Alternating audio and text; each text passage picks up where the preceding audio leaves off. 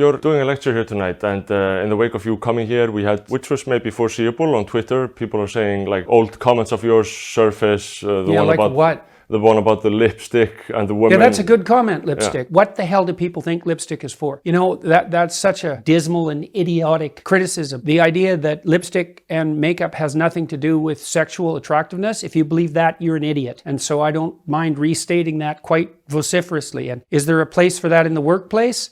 That's a good question, and it's not a question that we've been able to debate intelligently. You weren't saying it wasn't possible, you were just asking it, like it was a question, right? It's a question about appropriate behavior in the workplace. And I'm also not saying that women shouldn't wear makeup in the workplace. I said it's a question. It looks, if you look at social media, it looks like I'm faced by an overwhelming opposition, but it's simply not true. It's just not true. I just wrote an article for The Telegraph, which was the most devastating article I could write. I thought I was done for by writing it. I basically called for the jailing of the butchering surgeons who are doing gender reassignment surgery, so-called, on minors. I called the American Psychological Association a pack of spineless, cowardly liars. And that's pretty cut and dried, I would say. All of the comments are positive, all of them. And so there's a tiny minority of people who take issue with what I say from time to time, and they're very noisy. Many of them are journalists, especially female British journalists, as it turns out. But what that seems to manifest itself in the public domain is nothing. I've had no protests to speak of on this tour. We've gone to 60 cities, I think, in 3 months. A handful of protesters,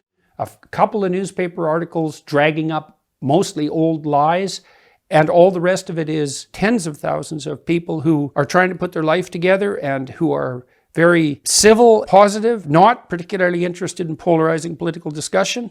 And that's the reality on the ground. Only